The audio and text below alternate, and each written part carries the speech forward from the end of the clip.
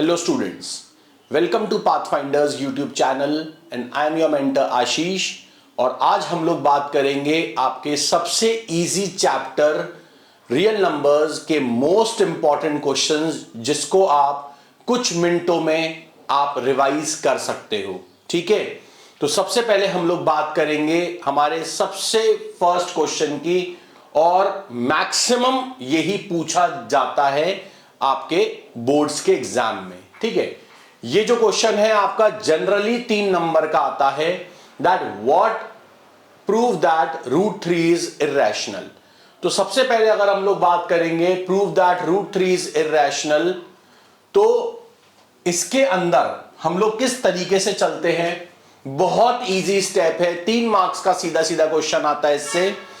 तो किस तरीके से करेंगे भाई, prove that root 3 is irrational. तो रूट 3 इज इर्रेशनल को प्रूव करने के लिए सबसे पहले हम लोग लिख लेंगे let root 3 be a rational number.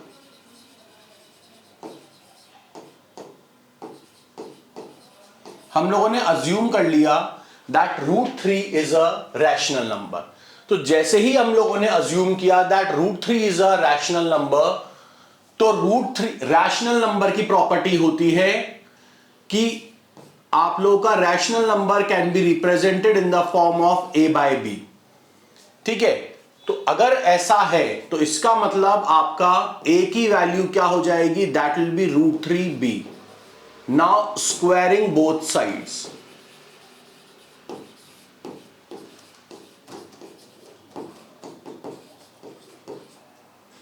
Squaring both sides करा तो क्या आया आपके पास, a स्क्वायर बराबर 3b स्क्वायर। इसका मतलब यह है कि अगर आपका देखो ये क्या आ रहा है, ये आ रहा है a स्क्वायर बराबर 3b स्क्वायर। तो अगर आपका a square is divisible by 3, that implies a is divisible by 3. There is a rule which says that कि अगर किसी भी नंबर का स्क्वायर, किसी भी नंबर का स्क्वायर अगर डिविजिबल होता है किसी भी प्राइम नंबर से, तो वो नंबर भी आपका डिविजिबल होना चाहिए उस प्राइम नंबर से। ये एक रूल होता है, सही है। तो अब हम लोग अगर बात करेंगे a is divisible by 3, तो हम लोगों ने इसको, अगर a आपका डिविजिबल बाय 3 है तो हम लोग लिख लेंगे a बराबर 3m लिख लेंगे या 3k लिख लेंगे। ठीक है, the value of a is 3k। अच्छा, जबकि हमने अज्यूम किया है रूट 3 को मैंने a अपॉन b के फॉर्मेट में लिया है, where a and b are coprime numbers. Coprime means whose HCF is 1, मतलब which do not have any common factor. इसका कोई भी आपका कॉमन फैक्टर नहीं होना चाहिए। तो जैसे ही आप लोगों ने a बराबर 3k ले लिया, now squaring both sides, squaring both sides. जैसे आपने स्क्वायरिंग बोथ साइड्स किया तो क्या है आप लोगों के पास, a स्क्वायर की वैल्यू आ गई आपके पास 9k स्क्वायर। अब यहां से मेरे को पता है a स्क्वायर की वैल्यू 3b स्क्वायर है और यहां से मेरे को पता है a स्क्वायर की वैल्यू 9k स्क्वायर है। तो इन दोनों इक्वेशन को अगर मैं इक्वलाइज करूंगा तो मेरे को क्या मिलेगा, 3b स्क्वायर बराबर 9k स्क्वायर। तो यहां से मेरे को b स्क्वायर की वैल्यू मिल गई 3k square. Again the same method जो यहां पे मैंने अप्लाई किया था, if b square is divisible by 3, that implies b will also be divisible by 3. That means b की वैल्यू आपकी क्या होनी चाहिए, 3m के बराबर होनी चाहिए। तो a की वैल्यू आपके पास क्या आ गई है, 3k आ गई, b की वैल्यू क्या आ गई, 3m आ गई। इसका मतलब ये हो गया, that means a is also divisible by 3 and b is also divisible by 3. That means they are not co-prime numbers and they have a common factor. That means our assumption is wrong. Our assumption is wrong. Hence, root 3 is a, ठीक है, since A and B have common factors, hence, ठीक है, our assumption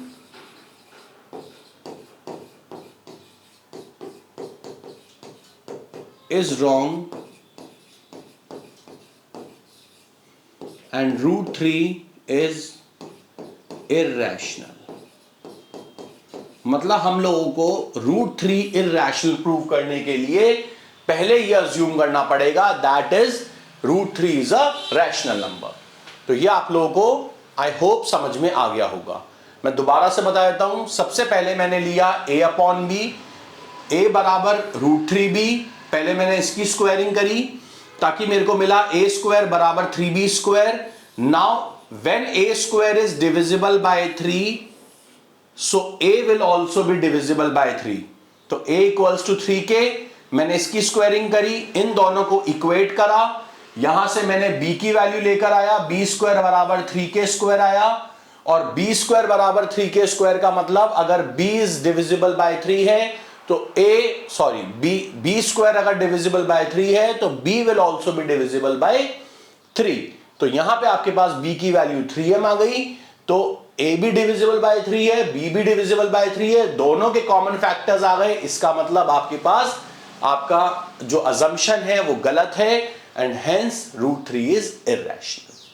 ठीक है, तो I hope आपको ये समझ में आ गया होगा. And that is a very very easy concept and 3 number सीधे सीधे इससे आ जाते हैं. अच्छा, अगर ये वाला क्वेश्चन नहीं आता आप लोगों के पास तो ज्यादातर मैंने बोर्ड्स में देखा है जो क्वेश्चन आपके पास आता है. अच्छा, फटाफट से आप लोग ये नोट कर लो ताकि फिर हम लोग नेक्स्ट क्वेश्चन पे चलें. चलो आगे बढ़ते हैं. Next is prove that 2 plus root 3 is irrational. Given that, ये चीज याद रखना, आपको दिया होना चाहिए given that root 3 is irrational. इसमें 2 तरह के क्वेश्चन आते हैं आपके पास. एक आता है 5 नंबर का क्वेश्चन, एक आता है 3 नंबर का क्वेश्चन. अगर यह आपके पास आया है तो 3 नंबर का क्वेश्चन होगा. अगर आपको ये पार्ट गिवन नहीं है, ये पार्ट अगर आपको गिवन नहीं है तो आपको क्या करना पड़ेगा, जो हमने पिछले वाले सॉल्यूशन में किया, पहले हमें रूट 3 को इरैशनल प्रूव करना पड़ेगा, फिर जाके हमें 2 प्लस रूट 3 को इरैशनल प्रूव करना पड़ेगा. ठीक है, तो prove that root 3 is irrational. तो हम कैसे प्रूव करेंगे इसको? बहुत बहुत इजी है. Let 2 plus root 3 is rational.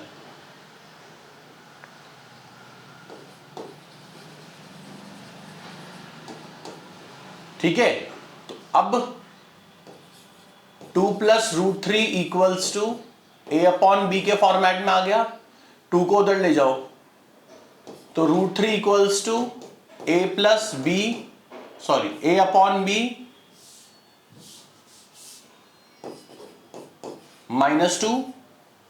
Root 3 equals to a minus 2b divided by b. यह आपके पास आ गया रूट 3 की वैल्यू. अब अगर आपको क्या दिया हुआ है, given that root 3 is irrational, right वाला पार्ट आपके पास क्या है, देखो a अपॉन बी है, रैशनल, माइनस 2 आपने लेकर आए. ये पूरा का पूरा आपके पास a अपॉन बी के फॉर्मेट में, मतलब फ्रैक्शन के फॉर्मेट में, तो ये प्योरली क्या है, rational. RHS, since RHS is rational whereas LHS is irrational.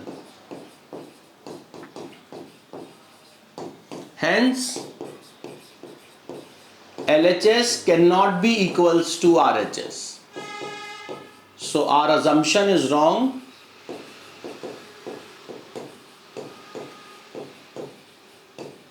And 2 plus root 3 is irrational.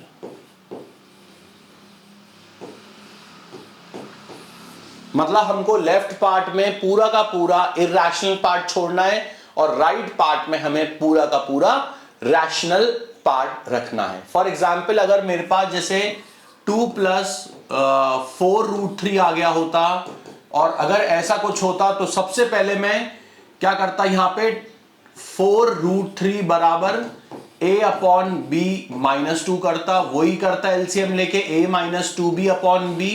लेकिन अभी यहां पे मेरे पास क्या है, लेफ्ट में 4√3, तो 4 को भी नीचे लेके जाओगे आप लोग तो ये हो जाएगा a minus 2b divided bye 4b।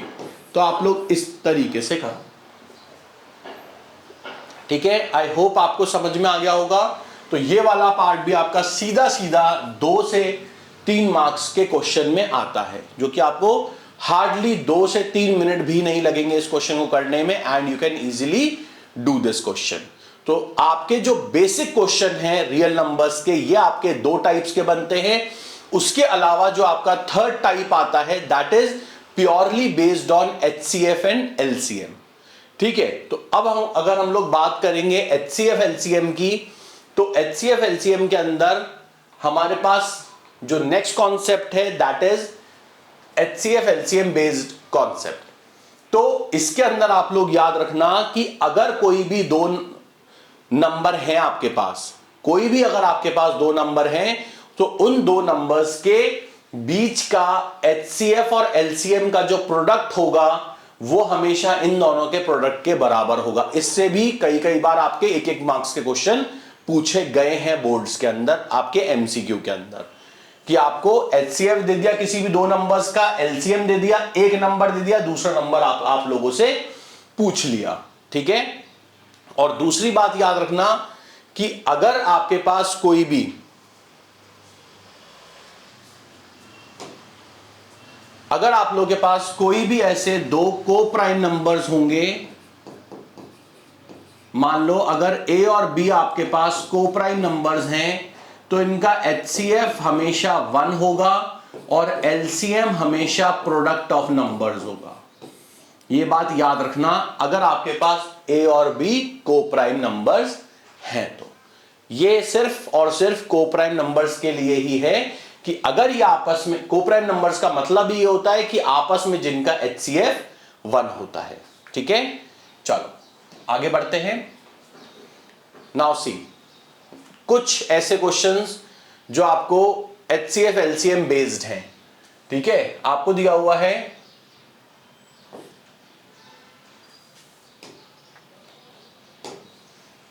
find by prime factorization the LCM of the number 180 and 75. Also find out the HCF of 2 numbers. तो प्राइम फैक्टराइजेशन से, प्राइम फैक्टराइजेशन का मतलब होता है आपका इस तरीके से कि 180 का प्राइम फैक्टराइजेशन मतलब प्राइम नंबर से जो हम फैक्टराइज करते हैं, तो क्या आ जाएगा आपके पास 290 times, 245 times, 315 times, 35 times and 5 1 time, ठीक है। तो 180 can be written as 2 multiply by 2 multiply by 3 multiply by 3 multiply by 5, और it can be written as 2 raised to the power 2 raised to 3 raised to the power 2 into 5 raised to the power 1. Next is 75। 75 को भी आप लोग prime factorisation से कर सकते हो, 3 से 25 टाइम्स, 5 से 5 टाइम्स, 5 से 1 टाइम। तो ये आ जाएगा आपके पास 3 मल्टीप्लाई बाय 5 मल्टीप्लाई बाय 5, या फिर आप लोग लिख सकते हो 3 raised to the power 1, ठीक है। इसको आप लोग 3 को 3 के नीचे लिख लो, 3 raised to the power 1 into 5 raised to the power 2। अब बहुत इंटरेस्टिंगली इसमें आप लोग देखो, जरूरी नहीं है क्वेश्चन इसी टाइप का है, क्वेश्चन ऐसा भी आ सकता है आपको इस टाइप में दे दे और डायरेक्टली आप लोगों से पूछ ले कि एचसीएफ एलसीएम क्या होता है। तो यहां पे आप लोग बहुत easily HCF LCM directly calculate कर सकते हो। एचसीएफ निकालने के लिए आपको यह देखना है किसकी छोटी पावर्स है। यहां पे 2 की छोटी पावर क्या है, यहां पे 2 raised to the power 0 है, क्योंकि यहां पे कोई भी 2 नहीं है, तो इसका मतलब 2 की पावर क्या है, 0 है। तो 0 और 2 में बड़ा कौन सा हुआ, 0। ठीक है, आपको सॉरी छोटा कौन सा हुआ, 0। तो आपको छोटी पावर्स हमेशा HCF में देखनी है। तो यहां पे छोटी पावर किसकी है, 0, that means 2 raise to the power 0। इन दोनों में छोटी पावर किसकी है, 3 रेज टू द पावर 1। यहां पे 5 रेज टू द पावर 1। इसका मतलब LCM is 2 into 3 into 1 into 3 into 5, that is 15। So 15 is your HCF. Next, what is your LCM? LCM के लिए बड़ी पावर्स देखनी है। इन दोनों में बड़ी पावर किसकी है, 2 raise to the power 2, 3 raise to the power 2, 5 raise to the power 2। So 4 multiply by 9 multiply by 25. So 25 4s are 100 into 9 is 900 is the LCM and 15 is the HCF.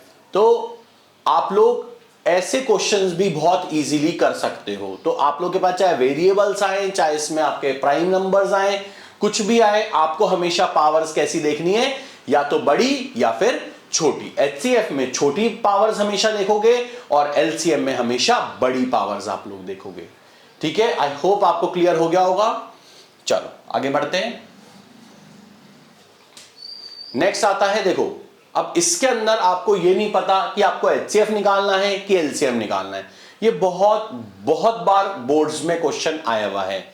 ये क्या बोलता है, 3 bells ring at the intervals of 6, 12 and 18 minutes. If all the 3 bells rang at 6 AM, then when will they ring together again? मतलब 3 आपके पास bells हैं, एक bell आपकी बजती है हर 6 मिनट पे, एक बेल बजती है हर 12 मिनट पे और एक बेल बजती है 18 मिनट पे। तो अगर आपकी तीनों बेल्स एक साथ 6 बजे बजी हैं, तो आपको कुछ नहीं करना, आपको सिर्फ और सिर्फ इन तीनों का LCM निकालना है। That means what is the LCM of 6, 12 and 18? आप 6 से डिवाइड कर दो, 6 1 जा 6, 6 2 जा 12, 6 3 जा 18। अब कुछ कॉमन नहीं है, या फिर 2 से कर लो। ठीक है, कुछ भी कॉमन नहीं है, तो अब आप लोग इसको डायरेक्टली मल्टीप्लाई कर सकते हो। 6 2 जा 12, 12 3 जा 36। That means after 36 minutes they again rank together. तो अभी अगर 6 AM पे ये एक साथ रैंक हुई है, तो अगली जो ये ना रैंक होंगी, दैट विल बी 636 पे। ठीक है, तो हर 36 मिनट्स के बाद ये आपकी एक साथ बजेंगी। ठीक है, आप लोग वैसे भी कैलकुलेट कर सकते हो। ये बजेगी 6:06 पे, 6:12 पे, 6:18 पे, 6:24 पे, 6:30 पे, 6:36 पे। ये वाली बजेगी 6:12 पे, 6:24 पे, 6:36 पे, और ये वाली बजेगी 6:18 पे और 6:36 पे। तो आप लोग चेक कर लो, ये 12 पे बज रही है तो ये भी 12 पे है, ये दोनों तो है बट ये नहीं है। 18 पे ये दोनों है बट ये नहीं है। तो ऐसे करते करते 24 पे देखो ये दोनों हैं, ये नहीं है। तो ऐसे करोगे, अगर आप 36 पे चेक करोगे तो तीनों एक साथ रैंक कर रही हूं। तो इस तरीके से आप लोगों को LCM निकालना होता है। ठीक है, तो इस तरीके से के भी क्वेश्चन आप लोगों से पूछे जाते हैं। ठीक है, चलो आगे बढ़ते हैं। इजी था ये तो। 2 numbers are in the ratio 2:3 and their LCM is 180. What is the HCF of these numbers? ठीक है, अगेन ऐसा क्वेश्चन जो कई बार आप लोगों के बोर्ड्स में आया हुआ है। 2 numbers are in the ratio 2:3. तो let the numbers be 2x and 3x. ठीक है, and their LCM is, what is the LCM? is 180. आपको HCF निकालना है इनका। ठीक है, तो कोई भी अगर 2 नंबर आपके पास आएंगे तो इनका LCM कितना आ जाएगा भाई? जो अनकॉमन नंबर्स हैं उनको तो हम मल्टीप्लाई करते हैं और कॉमन नंबर्स को सिर्फ एक बार लिखते हैं। यही एलसीएम की प्रॉपर्टी होती है, ठीक है। तो जो अनकॉमन नंबर्स हैं 2 और 3 है, उन दोनों को तो मल्टीप्लाई कर दो, 2 3 6 और x कॉमन है तो x, 6x बराबर मेरे को 180 दिया हुआ है, इन दोनों का एलसीएम है 6x 180, दैट मींस x बराबर कितना हो गया आपके पास 30, और x की वैल्यू 30 आ गई, इसका मतलब नंबर्स क्या हो गए 30 इंटू 2 2x बराबर 2 इंटू 30 दैट इज 60, और एक हो गया 3x that is 3 into 30 that is 90। तो ये दो नंबर्स हो गए, इन दोनों का मेरे को क्या निकालना है HCF, तो आप लोग बहुत इजीली निकाल सकते हो। क्या आ जाएगा भाई 2 मतलब 60 और 90 का आपको HCF निकालना है, तो दोनों को डिवाइड करके देख लो, या आपका डिवीजन वाला मेथड भी होता है। 60 1 जा 60, आपका कितना आ गया 30। नाउ ये रिमाइंडर क्या बन जाता है आपके पास, डिवाइजर बन जाता है, ये आप लोगों ने पहले भी पढ़ रखा होगा। ये आपका डिवाइजर बनेगा, ये आपका डिविडेंड बन जाएगा। तो 30 2 जा 60, रिमाइंडर 0, जहां रिमाइंडर 0 आ जाता है वहां का ये जो डिवाइजर है यही आपका HCF बन जाता है, ठीक है। तो 30 इज योर HCF, ठीक है। आई होप आपको क्लियर हो गया होगा, बहुत इजी था ये भी। नाउ सी, एलसीएम के कुछ कुछ मॉडल्स आते हैं, ये बहुत बहुत इंपॉर्टेंट है। एलसीएम के हम लोग मॉडल्स देखेंगे दो, ऐसे ही एचसीएफ के दो मॉडल्स देखेंगे, ठीक है। फटाफट से करते हैं इनको, आप लोग समझ लेना, और इनको देख के आप लोगों को पहचानना आ जाना चाहिए कि अच्छा ये क्वेश्चन है तो इसमें ऐसा करना है। आपको दिया हुआ है find the least number which when divided by 5 6 and 8 leaves the remainder 3 in each case. मतलब ऐसा कोई नंबर आपको निकालना है जो आपका जब 5 से डिवाइड करेगा, 6 से डिवाइड करेगा और जब 8 से डिवाइड करेगा, तीनों पार्ट में हमेशा वो रिमाइंडर 3 छोड़ेगा। मतलब रिमाइंडर आपका +3 छोड़ेगा वो। क्लियर है? मतलब when number is divided by 5 वो रिमाइंडर 3 छोड़ रहा है, 6 से तो रिमाइंडर 3 छोड़ रहा है, 8 से तो रिमाइंडर 3 छोड़ रहा है। तो इसका बहुत ही सिंपल सा कॉन्सेप्ट है, जो नंबर होगा that will B LCM of 5 6 and 8 का कोई मल्टीपल, कोई भी मल्टीपल +3। ये रूल है, ठीक है। तो इससे आप लोग बहुत इजीली कैलकुलेट कर लोगे। तो आपके पास 8 5 जा 40, 3 जा, इन तीनों का जो एलसीएम आएगा वो आएगा 120।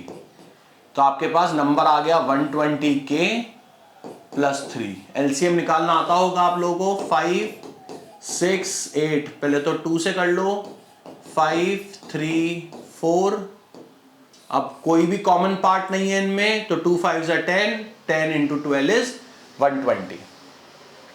तो 120k +3, और for the least value, for the least value put k equals to 1 and you will get the number as 123.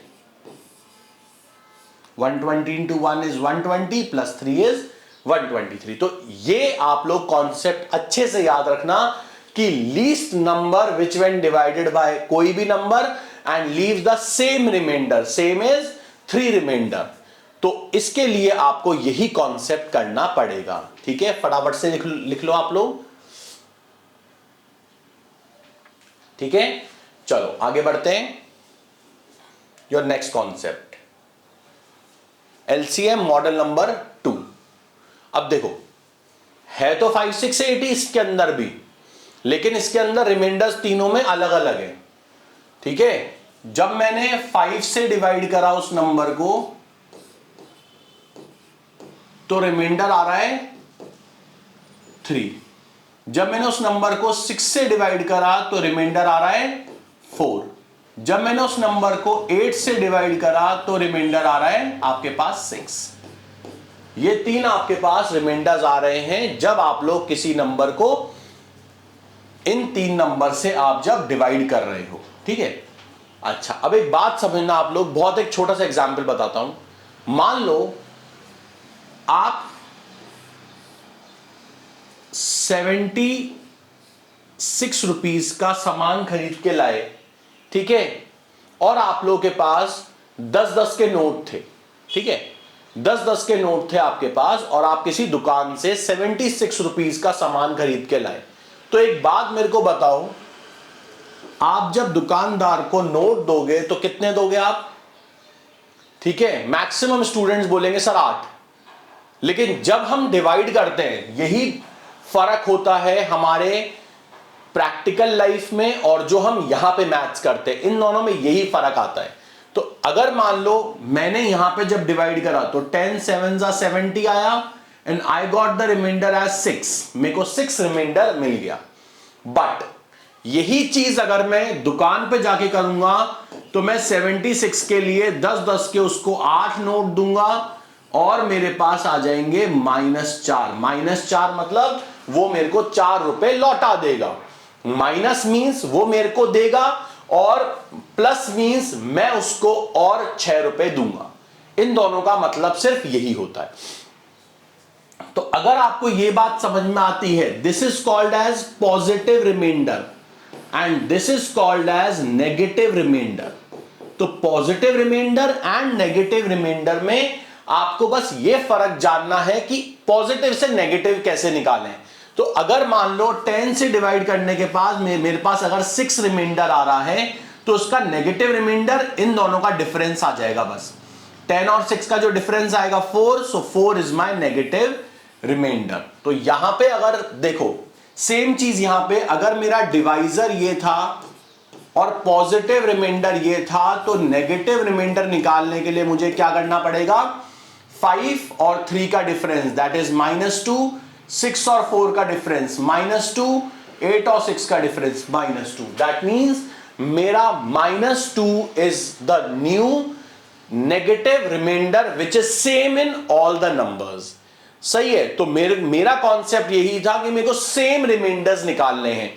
पिछले वाले क्वेश्चन का टाइप था जहां पे पॉजिटिव रिमाइंडर्स सारे सेम थे, तो मैंने क्वेश्चन कर लिया था। अब यहां पे मेरे पास नेगेटिव रिमाइंडर सेम है, तो again the concept will be same, the number will be LCM of 5, 6 और 8 का कोई भी मल्टीपल और माइनस रिमाइंडर। वहां प्लस रिमाइंडर हुआ था, यहां माइनस रिमाइंडर, तो वही 120k -2, answer is 118। So that will be the least number. ये होता है आप लोगों के पास लीस्ट नंबर, जो आप बहुत इजीली कैलकुलेट कर लेते हो। ठीक है, आई होप आपको समझ में आ गया होगा। पहले आपको पॉजिटिव रिमाइंडर्स लिखने हैं, फिर आपको नेगेटिव रिमाइंडर्स लिखने हैं। और कभी कभार बच्चे ऐसे ही पूछते हैं, सर तीनों रिमाइंडर्स ही अलग है, जिसमें पॉजिटिव भी अलग है, नेगेटिव भी अलग है, तो आपको फिर जाके hit and trial he process करना पड़ेगा, क्योंकि ऐसे क्वेश्चंस आपके ज्यादातर एमसीक्यू में पूछे जाएंगे। ठीक है, चलो आगे बढ़ते हैं। HCF model number 1। एचसीएफ के भी मैंने आपको कहा था 2 मॉडल्स हैं। यह है मेरा HCF model number 1। Find the greatest number which when divide, find the greatest number. अब एचसीएफ का मतलब क्या होता है? डिवाइजर होता है। एलसीएम का मतलब क्या होता है? डिविडेंड होता है। तो हम लोगों ने अभी तक क्या निकाला? डिविडेंड। देखो, जब भी हम डिवाइड करते हैं, अंदर होता है डिविडेंड, बाहर होता है डिवाइजर।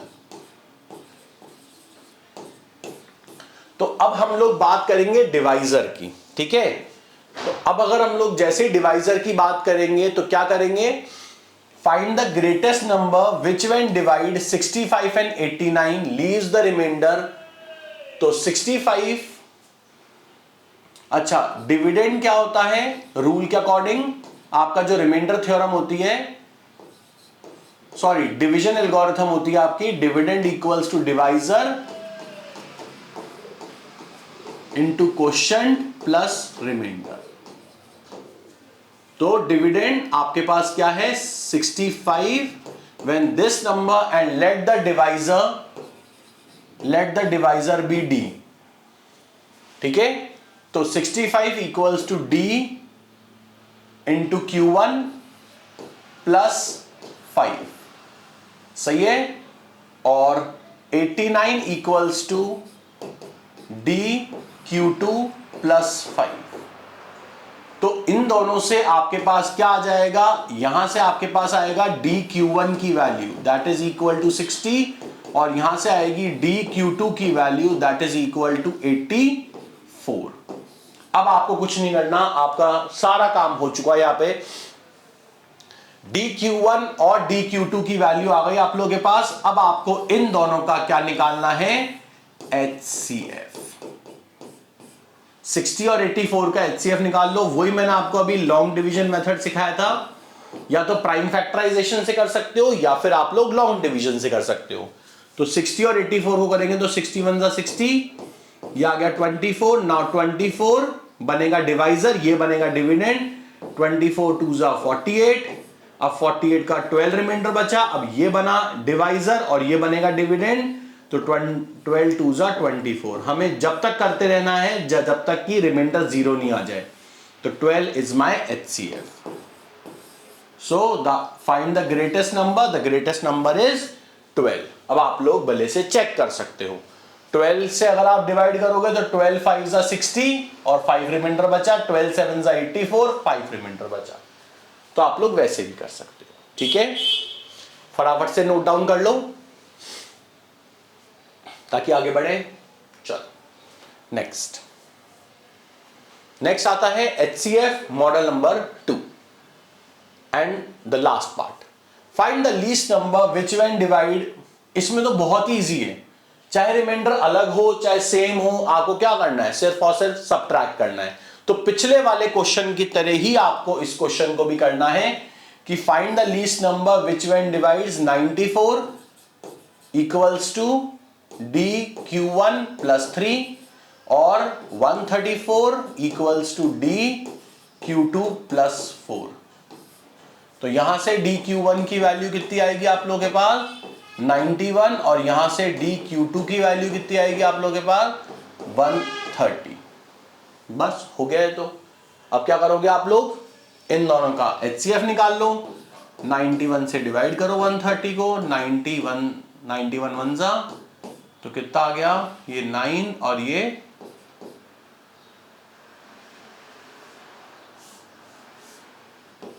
39।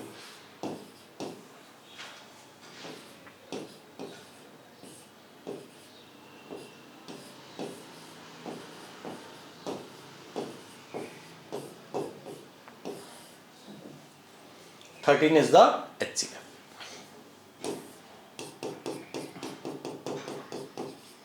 तो ये आपके दो मॉडल्स HCF के। तो इसके बाहर पेपर आपका बिल्कुल भी नहीं जाएगा। अगर आप लोगों ने ये क्वेश्चंस कर लिए रियल नंबर्स के, तो इसके बाहर आपका पेपर बिल्कुल भी नहीं होगा, ठीक है। तो इसके अलावा भी अगर आपको इन क्वेश्चंस में कोई डाउट्स आते हैं या आपको और अगर कोई हेल्प चाहिए किसी भी तरीके इसके अंदर, तो आप लोग मेरे को इजीली बता सकते हो, ठीक है। आप लोग इजीली कमेंट में बता सकते हो, ठीक है। डन। आई होप आपको ये वीडियो सही लगा होगा। आपको अगर कोई दिक्कत आती है, कैसी भी प्रॉब्लम आती है और कोई आपको नए वीडियोस चाहिए, तो you can easily comment in the comment box, ठीक है। डन। Thank you.